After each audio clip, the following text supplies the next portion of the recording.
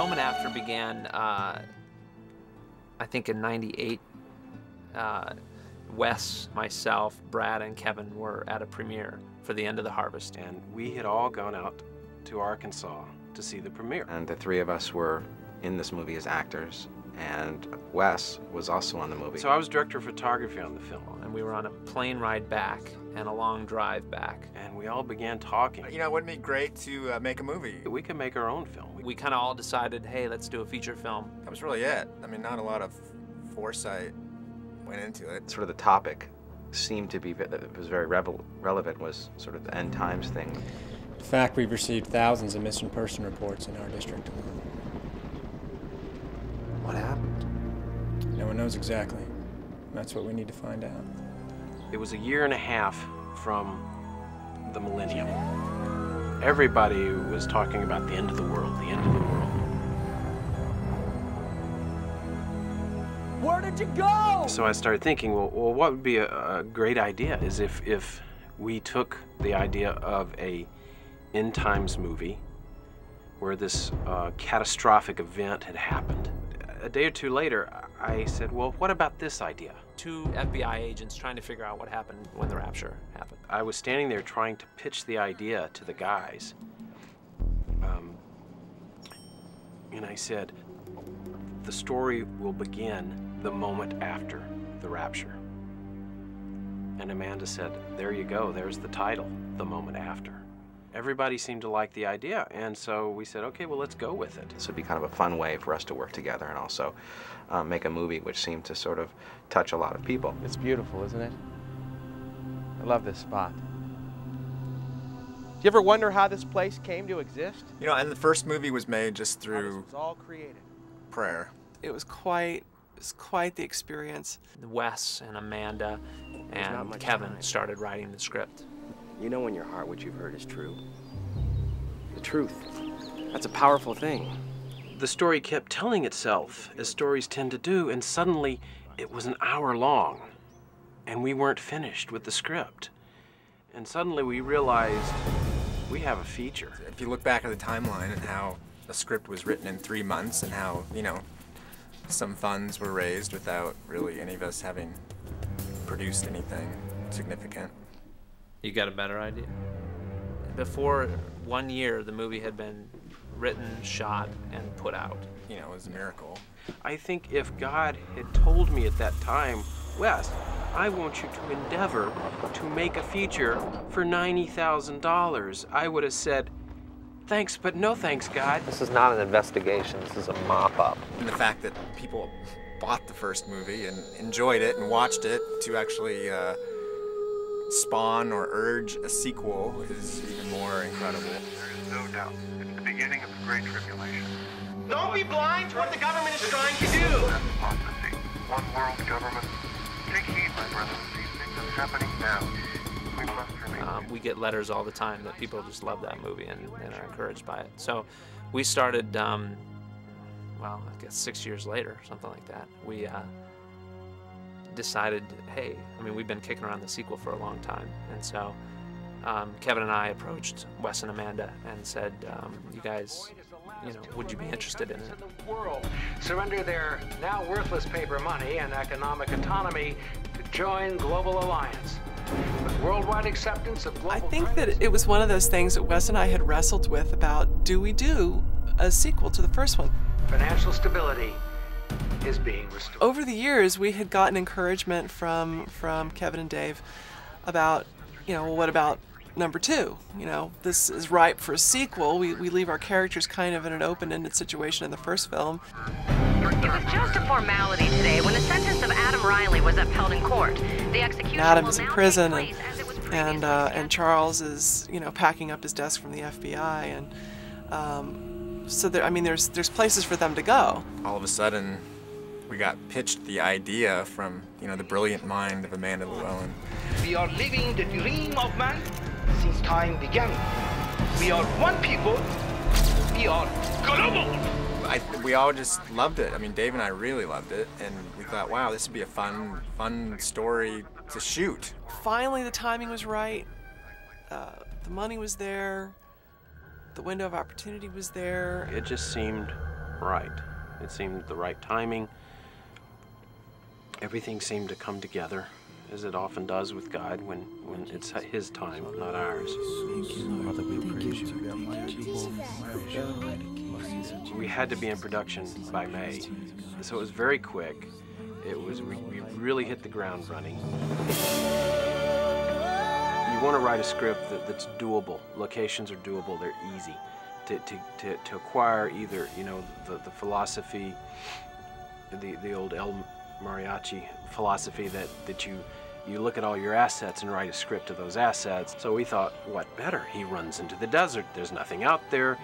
It's Southern California. There's plenty of desert. This will be easy.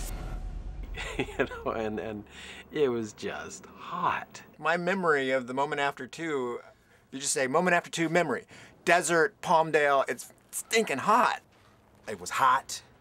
It was very hot. I got heat exhaustion twice.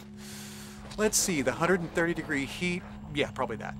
I think we literally probably went through, 15 bottles of water a day apiece. And forgive it for me for saying this, but I never... When you stop sweating, you know you're in trouble. Everything's gonna be fine, just keep calm. It's okay, buddy. And then to try to have a close-up on you when it's 110 degrees or when it's 48 degrees and you're either cold or you're hot, and to try to not have that show through. He does Bible study with a few people nearly every night. It's the only thing that keeps us all sane. I remember the first morning, there was probably 3 vehicles that got stuck in the sand, and every day somebody got stuck in the sand. We had these huge cranes to come in and get stuck in the sand, deep in the sand. Right now we're dealing with a high wind situation, and it's really Eric's problem, so he's gonna tell you all about it. I got nothing to say, man. We were working 14, 15-hour days, and 12 of them sitting in that heat. It just, it was grueling. It was absolutely grueling. Just stay with him, and then he comes in the frame behind him. Got it. So that'll actually help us. Okay. Then I remember, I kept thinking, finally we're going to go to the barn. And we'll be shooting nights in the barn, and it'll be so much nicer because it won't be hot. And we'll be somewhat inside. And after we got there, I realized there's a reason they call it hay fever. We had a barn full of hay. I'm gonna get the mosquito off my arm. That's all I'm caring about right now. Yeah, I'm allergic to all this stuff, so I gotta make sure I keep my orifices concealed. Here's my favorite, our script supervisor. I'm like, Mike, I am mining for gold. you should not be behind the camera. Nothing good comes free. Nothing good comes without a battle. And we definitely had a battle making this film. So tonight, this is the big stunt night. This is when Monty plays Fredericks, destroys Adam Riley. It's kind of like the passion of Adam Riley, because Adam Riley just keeps getting beat and beat and beat and beat. It's the whole theme of the movie that, it's better to forgive and to love than to go and strike. Shut up! And it's hard to see Dave get smacked around, because it looks like he gets nailed pretty hard, It was painful. Give it to and remember, give it to the talent. They say that vengeance. Y'all don't hear me in this bar. I said vengeance. Okay, settle on set, please. Settle on the set. It's enough fun, you guys. Come on. Not me. Bring down the wrath of James on you. James say quiet on the set. The Lord say, how quiet?